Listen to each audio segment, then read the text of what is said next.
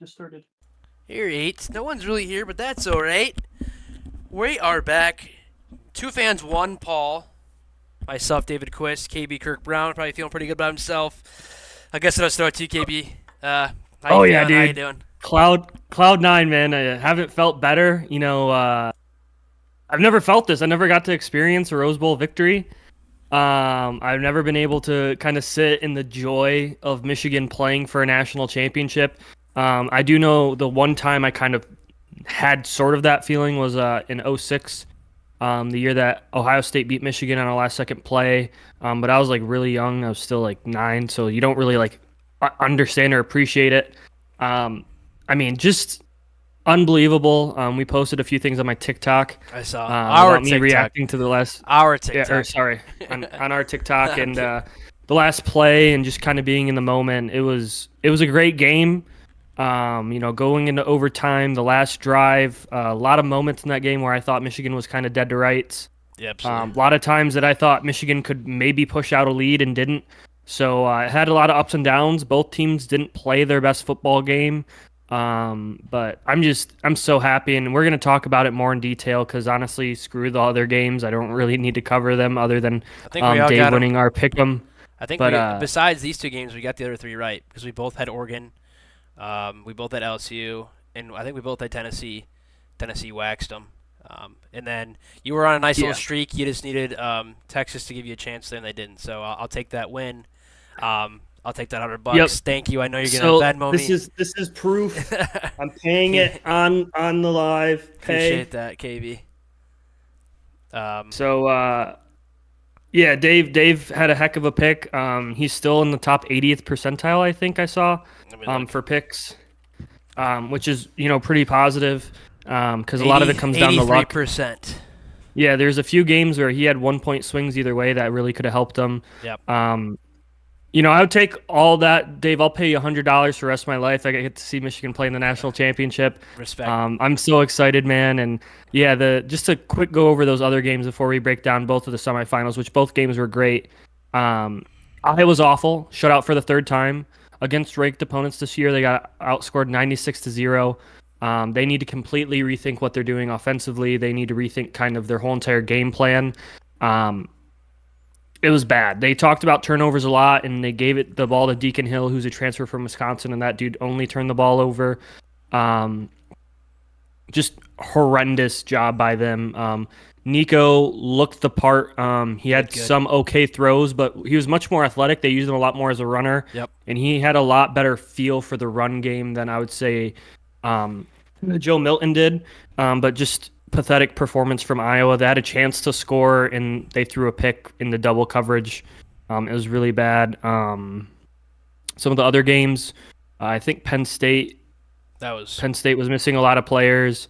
Oregon absolutely shit-canned Liberty after the first quarter. They really started to roll. Team total under promo guy. Correct. Yeah. And then who LSU, else? Wisconsin. Yeah, that was actually a fun game. Yeah, Wisconsin was moving the ball well. I don't think LSU's defense is that good. They had like 8 plays of 20 yards or more, I think, when I was listening. I think Mordecai throws a ball. He throws a decent ball, but I think he's got a weird motion. If you want to go back Yeah. and watch some highlights, I don't know how to explain it, but it's a little bit different. Wisconsin didn't look that bad. LSU just I think is just a little bit better, and I think promo guy had the under on this one. I can't remember, but I think the over hit with it's 60-66 here. Yeah. And that Wisconsin offense looked like mud for almost all the Big Ten season. Yeah. And they put up real points on on LSU, and that kind of tipped me off that LSU defense is like historically bad levels of bad, that they weren't just like not great. They were really bad. And then obviously the Georgia FSU game was a murder. Just overall kind of a boring slate of games outside of the Michigan game and the Washington Texas game. So those are the games I really want to focus on, Dave, unless you have anything else that you want to comment about, any portal stuff before we jump into those, wonderful games. I don't think there's any portal stuff. I can't remember unless you have an idea. I think DJ committed to FSU. Yep, that's true. And that was really the only big portal thing I saw. I think you're right. No problem. We can jump into our games or your game first. We'll just go in order here of kickoff. I think the Rose Bowl is always at 5 o'clock. 10 years ago, KB, we were kind of flip flopped here. I really don't know if the stakes would be as high. I think the Rose Bowl 10 years ago did have some more oomph to it. If it wasn't the championship game, obviously this was the year we got screwed over by the refs It was in Notre Dame, and we could have probably played Jameis in the final. In the championship. But that's a discussion for another time. 10 years ago was already the 100th Rose Bowl for State beating Stanford. Shout out, that was a great team, great year. And then 10 years later, KB, here you guys are with the 27-20 win. Shout out the over. That's a tough one. I know it was around 46.5. So if you bet that under, sorry boys. I think promo guy brought up the 46.5 number. This is 47 total. So just want to bring that up quick. But from my perspective as a Michigan hater, good for them. It was a great game. Their defense was just in the backfield the whole first half, giving Milroe issues. I think their center has a case of the yips or something because he had issues to start the year. Then he was okay. He had yips against Texas and yips against Auburn, so big games, big spots. Then he had like 5 or 6 snaps that were just out terrible. I think there's 1-2 before the last play where Milroe like caught it like it was a line drive on his it was shoulder. another bad snap. So their center just was Yip City, and kind of feel for him. I don't know how you can't figure it out. You're at Alabama. You're at one of the best schools. Best coaches around. I bet you Saban kind of gave him a lot to say. He probably said a lot to him. I think some of the touchdowns towards the end for Michigan were just great play calling. I think the one that I think of was the motion with I think it was Roman Wilson. I could be wrong with the name, KB. It was motion towards the end, and they kind of faked it to Corum or something, and then it was a little like 2-yard pass to him for JJ. That was a nice play. And Blake Corum he's got a lot of dog in him. Great run in that overtime, and Michigan, just another Michigan win. The defense did a good job. I thought Alabama was going to get the win, and then the fumble from Milroe was big, and I don't think they leaned enough on the run. Jace McCullough, 14 carries, 87 yards, 2 touchdowns. I know he was a little banged up, but I think they put too much on Milroe and that O-line. Kudos to Michigan. As much as I hate them, as much as I hate all the adversity talk, I hate all the Michigan versus everybody talk when all that is because of what your coaches did to yourself. So I don't like that personally. Allegedly. It pisses. Yeah, allegedly. It's not true. Nobody was suspended or anything. I just think that's I don't know. I think that's just like dumb behavior to say you have adversity when you were cheating and got caught cheating. I know but the players didn't cause the. I know. I just think it's dumb. I think it's cheesy personally. I think JJ's good at, but I think he's slightly cheesy personally. Did JJ play an amazing game like I said he needed to? No, but he was good when he needed to be. He had good throws at the end. I think that if that interception. If that Alabama guy to start the game is 3 inches inside and it's a pick, it's a completely different game. But kudos to Michigan. As much as I hate them, as much as I didn't want them to win, they did enough. And I think after getting losing the last 2 times in the playoff, haven't won in a big bowl game, and I don't know, it's almost been 10 years. I think you know more than I do. Kudos to them. As much as I hate them, I wanted them to lose. I was a total Bama guy. Saban was a state coach at once, so I kind of root for him a little bit. Good win, KB. Congrats. I mean, you're in the Natty against a really good Washington team. I'm looking forward to that matchup. I think that favors Michigan, but we can talk about that later. My pick was Bama. I lost. KB got this one right, and he's a homer. Yeah, that'll definitely be the Thursday preview. It was a great game. I think both teams made a lot of mistakes. Like you talked about their center. I think the snaps got worse because of how effective the pass rush was. I think he was really nervous about getting his head up. Michigan got a ton of pressure in the first half, and then Alabama really leaned on the run game. I'm not going to discredit what you said, Dave, but they ran the ball 43 times to 23 passes. So they really did try to lean on it as much as you can. They did a really good job of getting to the edges and widening out Michigan, and they have great athletes, and they made some guys miss. But one of the great things... My argument to that is 21 carries by Jalen Milroe. How many of those are actually scripted runs? I mean, you know what I'm saying? 3 rushes and 8 sacks. Okay. So about half of them weren't. Right. Yeah, he did a good job. I'd like to see what his not sack numbers were, like how many sack yards he was, because he's probably up over 100 yards or close to it. Yep. Because there's at least 40 yards in sacks. But overall, Michigan stopped any deep ball attempts. Nothing got beat over their head, which was one of my keys to them winning. I was kind of surprised how much Michigan got pushed around interior of the offensive line, and Bama did a good job of getting them in weird run fits. And, Michigan made some mistakes on that. But overall, Michigan had probably their worst day ever on the special teams. Man, And that they second cost punt, themselves. that second punt, I would have probably been shit my pants if I were you, man. Yeah, dude. He almost costed the game. Yeah. If he doesn't like accidentally hit it after he muffed it, that's going in the end zone. Yeah, I think it's getting. Yeah. That's a safety at least. It was a really weird play. Let it bounce. At that point, it's like, hey, you plant your feet at the 10-yard line.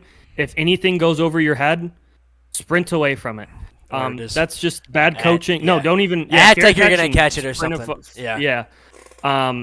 Not catching any of those. The weird thing is that's really been one of their strengths. Just special teams in general throughout most of the year. Now, I have complained a lot about just catching the punts, and maybe that's why they haven't, because they drop a ton in practice, I guess. So that might be something that's going on, but they did a really good job. They schemed up a lot of open guys. You talked about the Roman Wilson final TD that tied it. I think the Blake Corum touchdown, which was the first one, which answered Alabama's score after the turnover. Is that the fourth and two play? No. That's the 4th and 2 play was late in the touchdown. game. Yep. I'm talking about the first touchdown. They leaked Corum out of the backfield.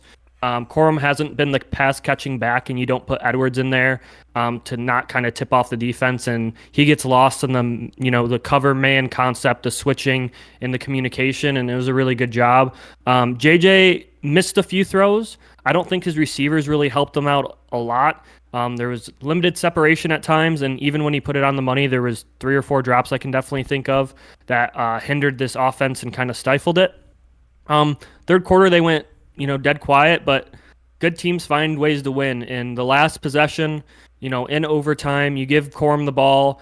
It looks like he's going to get stopped for 2 yards, gets 8 yards on the rush, breaks 2 tackles. And then on the very next play, he has an incredible jump cut. If you can see it from behind, he sets the guy up because it's an inside zone look with a puller coming across. And he runs forward, sets 17 up in the gap, hops a full gap over, and then sprints away, breaks a few tackles. So not their best game, not Bama's best game, I don't think. No. But when you look at it, Michigan outgained them. There weren't a lot of penalties in this game either way. 3 penalties on Bama were all false starts / illegal formation type deals. Michigan had 2 for 25. One was on a really weak, unnecessary roughness call while the play was still going on. I get it's probably not what you want, but I think if you don't call that, no one's really up in arms about it. But that definitely stifled the drive. And, Michigan played a really, really good game. They 8.2 yards per pass against a really great pass defense, and they ran 4.1 yards a carry. Bama had 11 more rush attempts than them, and they averaged out to about 4. So Yep. Defense was electric. A lot of great guys, and I want to shout out one player, Josiah Stewart. A lot of guys to shout out on the defense, but Josiah Stewart, he put the reason why the play didn't work. One was a bad snap. It was at his toes, and Milroe didn't have time to look out to the flat where he probably would have thrown it. But Josiah Stewart took J.C. Latham, who's a 5-star, probably early first-round pick in this year's upcoming draft.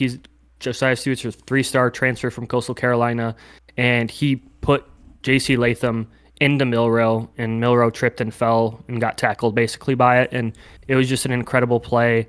It was both teams are great, and any time that you play Bama, you think if you make any mistakes, you're done for, and Michigan made mistakes and still win. So I think that's a testament to how good that team is, and that this isn't maybe as good as the normal Bama teams that we've seen on capitalizing on stuff because they're just so inconsistent and not really as, put together as most Bama teams are.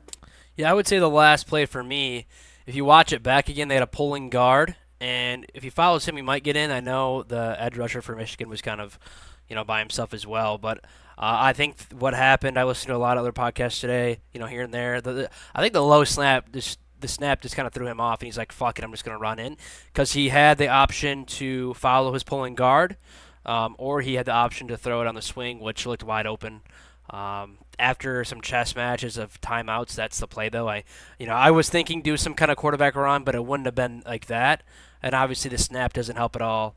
I'm pretty sure during the Auburn game too, when it was fourth and forever, they had a bad snap as well. So this center just, I don't know what it is. If they Yeah. he's got some yips or something. So feel for him a little bit. But yeah, I would agree, KB. This is a great game. This is a Big Ten game.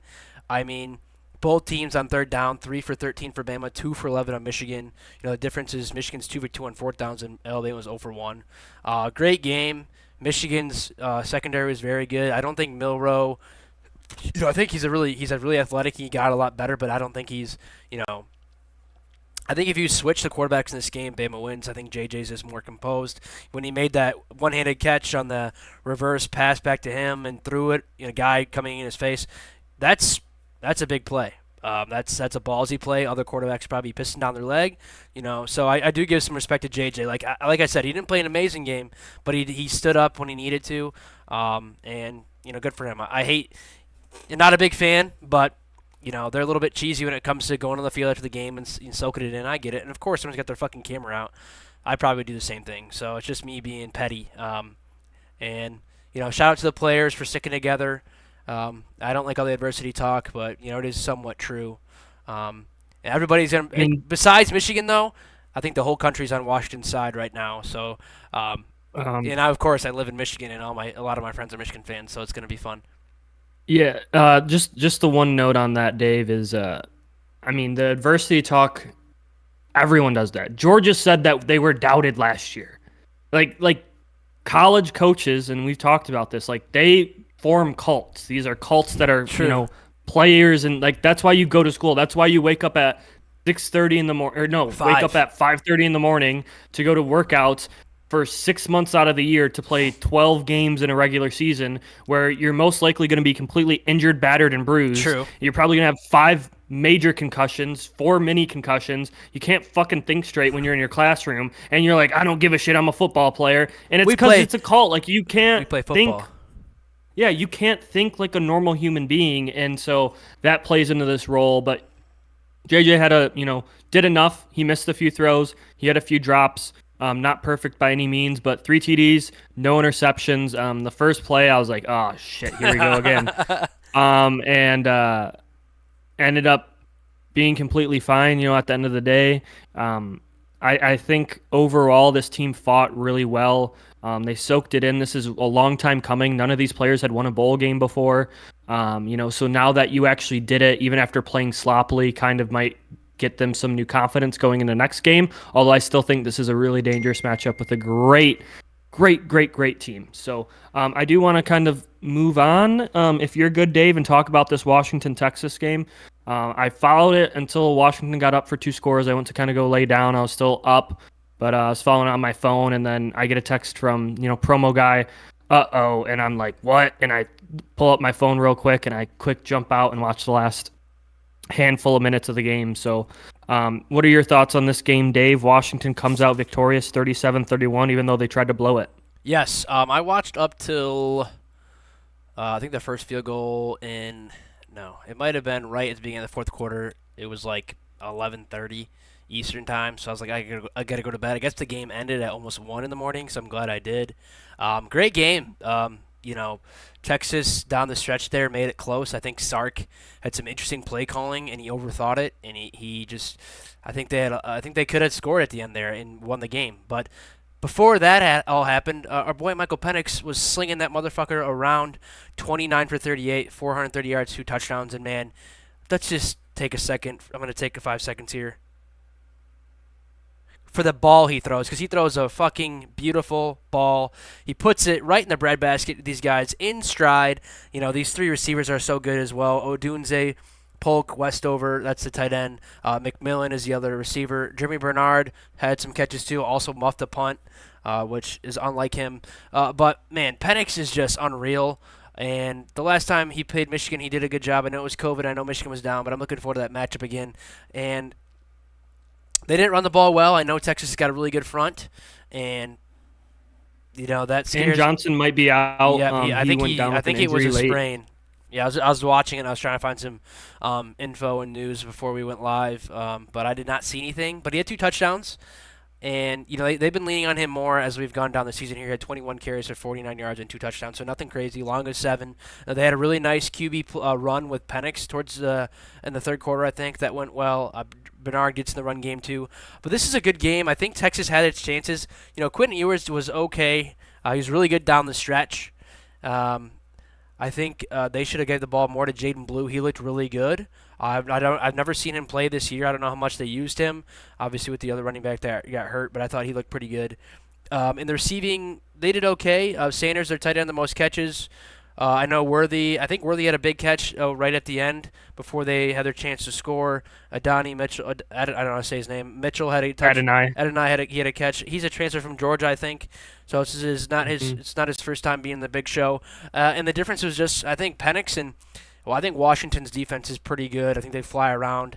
And they're not like the best, obviously. They're not Bama or Michigan, but they fly around. They make plays, and I think the biggest thing is just Penix and these receivers. I think it'll be a fun matchup next week against Michigan. But this was also a fun matchup, and Texas had their chances. I just think Sark at the end there just overthought it, and the play calling wasn't great. They took too long to get plays in, and too bad. I think they probably have their chances next year. They'll probably be really tested next year in the SEC. That might have been their best chance to get to the final. I think that would have been a really good game against Michigan, but Washington did enough to win, and they're 14-0, and probably going to be an underdog again next week. So I'm looking forward to that. Yeah, I mean, this Washington team really fights, and like you were talking about, Penix threw at least 4 or 5 balls, whereas like it didn't matter as a defender Nope. where you were. It Didn't matter that you were Hey, how are on you? him. That you couldn't drop the ball. Like if I just stopped the play and like cut out the ball and then put it in his hands, like just transported time and space, it would be just as good. It was so incredible watching him sling it. Still, the way that they moved the ball, only 37 points. They kind of got stifled in the second half, only scored 1 touchdown, settled for some field goals, and that's what let Texas get back into this game. I think the difference in this game is Texas leading rusher, C.J. Baxter, 9 carries, Jaden Blue, 9 carries, Quentin Ewers, 8 carries. If Quentin Ewers has 1 less carry than both of your 2 running backs, I don't know you why. have I don't know issues. why they're not running more. They have good. Yeah, this team got gashed every single time throughout the season, and you put, Ewers in the big moment, and you make him RPO it, and this secondary from Washington is good.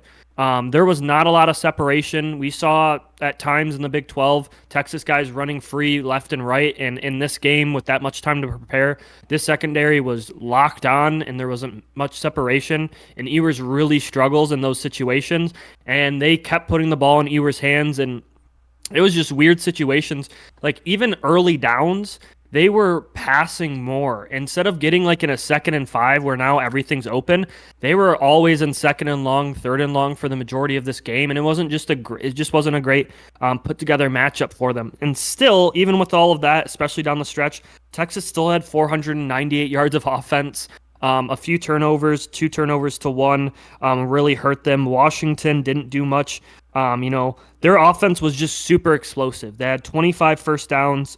Phew. They were 3 of 11 on 3rd down, 1 of 2 on 4th down. So they only had 4 first downs out of their 25. So 21 first downs on 1st and 2nd down, which means that you're moving the ball at an electric clip. You're doing a good job of staying way ahead of the sticks. And that's one of the things is there was a lot of deep balls that didn't matter, but Texas was kind of moving in slow motion and early in the game. The Washington guys are quick and fast, probably the best receiving core in the country, kind of with how Ohio State receiving core didn't really develop as a 3-headed monster. Maybe you thought going into the season with Fleming, Harrison, and Abuka, and it was kind of just Harrison with Abuka kind of shining at times, where this is a legit 3-headed monster, and you still have a really good tight end, and you have Bernard, yeah. Jeremy Bernard and still Giles Jackson, which all those guys would probably be starters on most other Power 5 teams. And so that's a really electric group. And Penix, when given time, when given a clean pocket, even sometimes when not given a clean pocket, this dude was slinging it. He looks like he did early in the season, before kind of the injury issues, where we think he cracked a rib or whatever against Oregon. He is slinging the football around. He's confident. And it's just that's a dangerous matchup. 430 yards. I know Big 12, we don't respect their defense. Not now, not ever. But that was a hell of a game. And, both of his touchdown passes were absolute missiles up the seam. So I was really impressed with how he played for the majority of the game. Ewers, same story. I mean, just inaccurate at times, didn't hit the deep ball really. Lackadaisical, but he did run it okay. But just, I don't know. I think Texas, Ewers has to play better. And I think in the SEC, he could get exposed a little bit more. Absolutely. I agree. It's going to be interesting to see how that all plays out. But defensively, that O-line, I still don't know how, but their center is 275 pounds, and no one gets pressure on him. You said that for the state game, and yeah, I know, and he's just the best 275. If he gets to 300 pounds, this man's going to be a one-on-one center. Like, you're going to be like, he's just the best player. I know that. I was just thinking this while you're talking, KB. I know one year state, we lost to both teams in the final, and this is another year. That year I was Oregon, Ohio State. This year it's Michigan, Washington. Obviously we suck, but it's just like a weird thing to think about that we lose to really good teams. Obviously, this year they weren't close, but I think that year they were a little bit closer. That was a while ago, but I was just thinking about that. Just a weird little thing with state playing really good teams and them going to the championship. I had another thought too. Oh, I was going to ask you, do you think this trio of receivers is better than some NFL receiving rooms currently? I saw something on Twitter. I don't remember what team it was, but here's the obviously problem. it's different. They're two different, but I think they could. If you take all three guys and give them 1 or 2 years of the NFL on one team, I think with the right quarterback.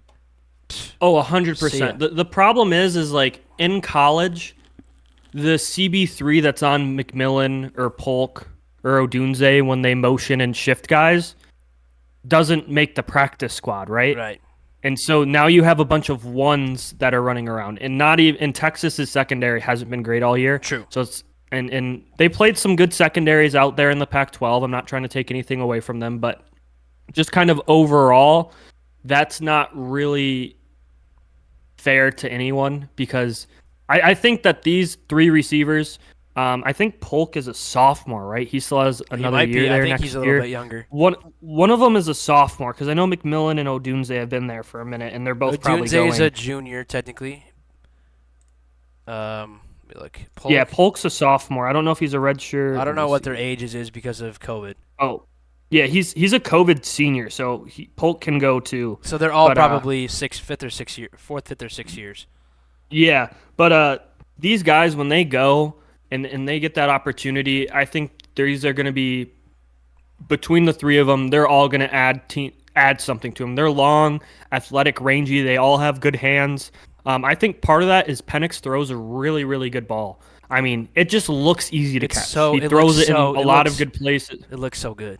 I'm sorry, KB. It's just a beautifully thrown ball. Oh, yeah. I mean, his ball is sexy. Like, you see him throw it, and it's just like I wish Jared Goff could throw that good of a spiral, And that's a guy in the NFL. So, I mean, he's just so skilled, and he makes his receivers better, and his receivers make him better. They help each other out. Some throws are like the receiver makes a better play than the DB, and sometimes it's like, Jesus, I probably could have caught that. I just it went through my face. It went right here. Stuck my head there. Yeah. It was really, really impressive what he's able to do. I'm excited for the matchup next week. I'm sure we'll get into it, and I don't want to take away from either of these two games.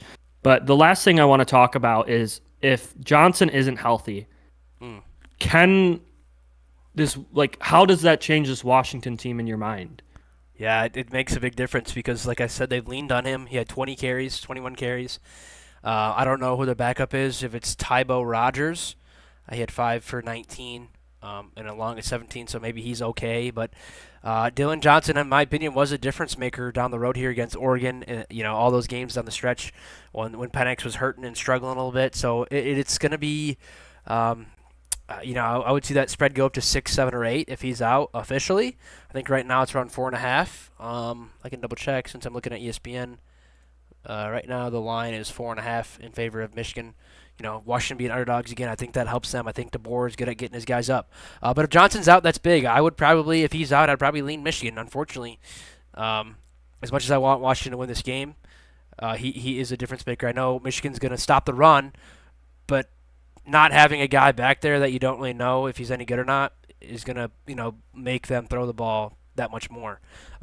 So if he's out officially, I'd probably lean Michigan. As much as I don't want to say that, but you got to be smart and think with your head and not your heart.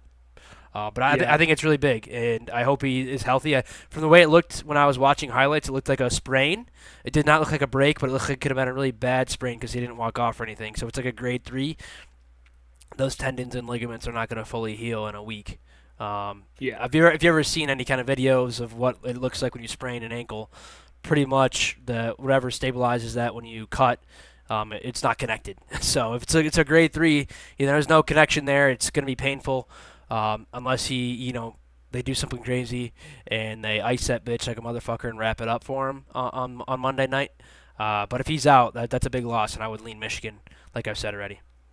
Yeah, I do want to say I was really shocked with Washington's O-line. They played fantastic. I know, like outside of just the center, they were the Joe Moore award-winning offensive line. They've allowed 11 sacks all year. So I was really impressed with them, what they were able to do to stifle Texas's front. Now, Texas's front wasn't great, but they even pushed him around a little bit. Like there were times where there were gashes, and DeBoer is a fantastic head coach. He's won everywhere he's gone, and one of the things too is Penix ran a little bit in this game, That which we that haven't one seen. that But one like, play call was really good. I really liked it. It was just like QB draw. yeah, and we didn't see that.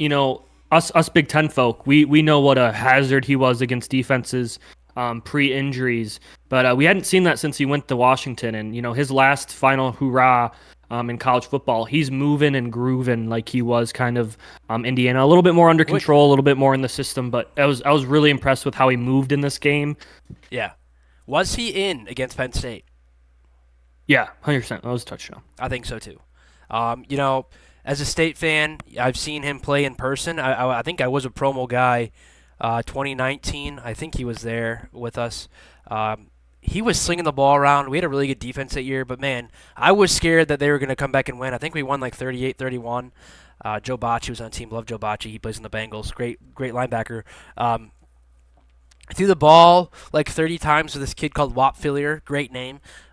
Every time we just hear the guy, Penix to Wap Fillier. First down, Indiana. It was just over and over again. Yeah. We know, us State fans, we know he's good. I think Michigan knows he's good. You guys saw him in COVID.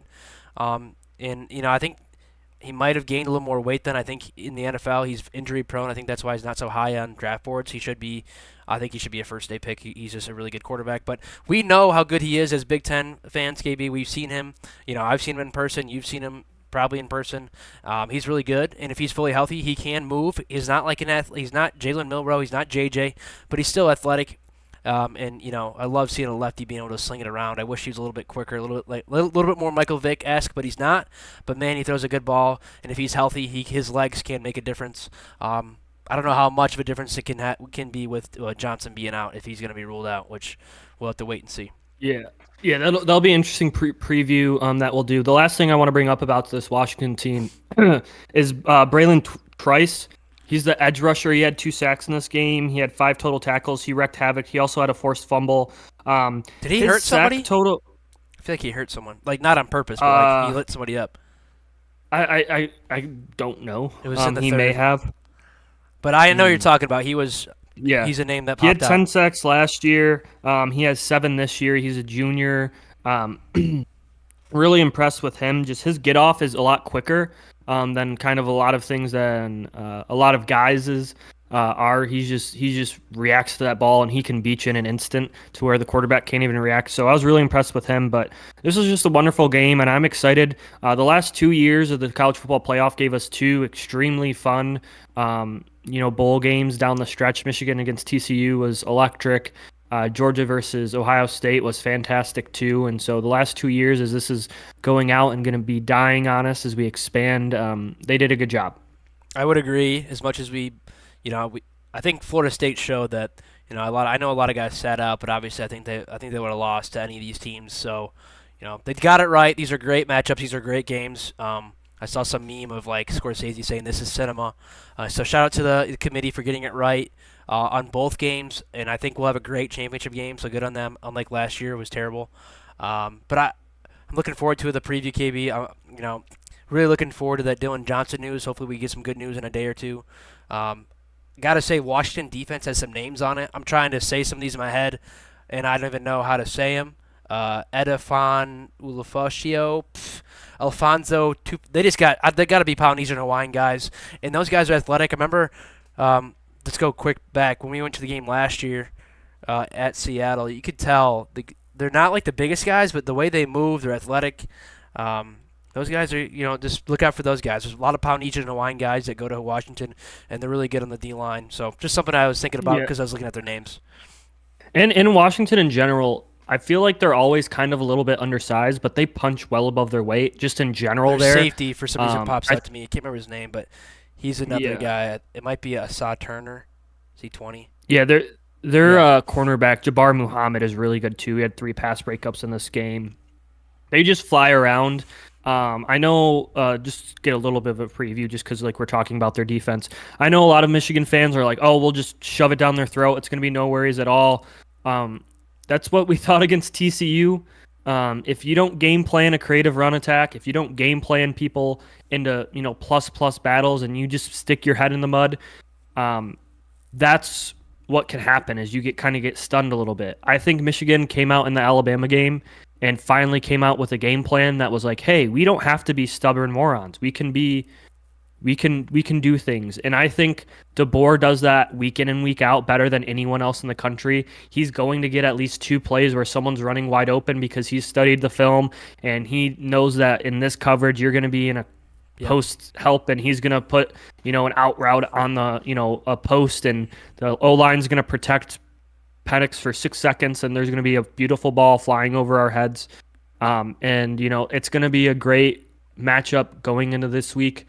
I'm really excited for everything. And the one thing I do want to say is the purple jerseys that they had in this game and the whites of Texas was absolutely like the Yeah, it jersey looked good. It matchups that we looked good. had were in both games were freaking fantastic. Yeah, I would agree. 1,000%. It'd be really cool if Bama wore their reds. I think the primary color jerseys, going against each other is a good look. Obviously, it probably wouldn't work with purple and blue. They're a little too close. Purple and blue, yeah. I do like it. Is this all Nike? It's nope. Adidas No, is the Adidas. This is the first Adidas. If they win, that'd be the first Adidas national champion since they went to the CFP. Wow. I also got to say, I think as a kid growing up, the championship was on Saturdays. I could be wrong. I don't know when that changed. I understand why they do it on Monday night, but I hate it. Just one man's thought. Because I'm pretty sure I stayed up late for the Miami-Ohio State game back in the day when Wilson McGahee got his knee blown up and Maurice Clarett was a tank for Ohio State. I'm pretty sure that game was on a Saturday. If I'm wrong, somebody fucking tell me. But I kind of missed that. I think they get a lot more ratings. I know some NFL games are on Saturday, but just a thought. I get the Monday night, but I truly hate it personally. It starts later. I think if you could do it on a Saturday, 6 o'clock, 7 o'clock kick, you guys would get great ratings, but what do I know? But I'm looking forward to previewing this more with KB. We'll probably talk about it for 25 to 30 minutes on Thursday. Get in depth. I know KB will have some notes. Crazy that this is our first year doing this, and Michigan's Michigan's had a lot of stuff going on this year in the news, and of course in the final. I don't know if you put an asterisk next to this if they win the Natty, but that's a discussion for another time. It's been a fun ride. I'm looking forward to the last preview and our recap next week, and of all the years. This is our first year doing it, and I think it was a great idea, and I'm excited to keep going. Yeah, we picked a great one. States in shambles, been Mel Tugger. I mean, you can't write this shit, man. There could be an asterisk about it. I think if it is, it's mostly going to be in the hearts of OSU and MSU fans. I mean, if you've seen kind of the schedule they had to face and what they've done clearly without being able to cheat. Yeah, I mean, the big games down the road, they're the they've better won. team. Absolutely. Yeah, all the biggest games in their season are the games that they didn't have a competitive advantage over everyone else on the field. Yeah. But I get why some people would hold that hatred. I mean, if my rival had cheating accusations come out in the middle of the year, I'd probably never give them the benefit of the doubt, and I'd always say it's an asterisk. So I completely understand why you feel that way. But this is a wonderful ride. This is a lucky ride. I'm trying to take it in and really just appreciate it because a few years ago, State was in a position to, possibly compete against 2 years ago. Alabama. I mean, 2 years ago Oh we no, were 11-2. I was talking about when you made the playoffs Oh, the so- last time. Okay, yeah, we got smoked. Yeah, That game, and the play before halftime, KB, that haunts me forever because that was the game. Haunts me. yeah, getting shut out probably Promo was a guy. big part of the game. Too, I know, but it was no, I'm 7 just or kidding. something out, and Yeah, then it was we did it was the a pick close and we were game. driving. But shout out Promo guy. He drove straight home from Arlington after that game. 15 hours. Yeah, but shit can just come at you fast. I remember really young growing up, and Michigan was on the top all the time, and then App State happens, and it felt like we were kind of just in the App State delirium for the last 15 years, and finally getting out of that, finally winning a bowl game, getting out of the Oklahoma slander where Oklahoma made a bunch but never won. Finally having a chance to see the team that you grew up watching. It's a surreal experience. I might never get this chance again with the expansion and All the everything. talk for and- once gets backed up. Gotta say it's true. Yeah, and that's just wonderful, and I'm excited. Obviously, hope deeply that they win, but if they don't, it's just been a wonderful ride, and thank you guys for supporting. Really appreciate it. So with that being said, for the second to last time or third to last time, go blue. Yeah, I'll say go green. I'll say thanks again. Shout out KB. You've been through it. I know I've been through it as a State fan, and that's why we're fans. It's fun to see our team on the top. You still got to stick with them when they're in the lows. It's just part of being a fan. I don't think I got anything else. I'm looking forward to the preview. I'm looking forward to a good game next Monday. Thanks, you guys, as always. We'll be back recording probably live on Thursday night, and we'll go on Spotify Friday morning. Thanks, as always, and go green. There's going to be no exit music because we're cool. I'm just going to cut it short. Have a good night.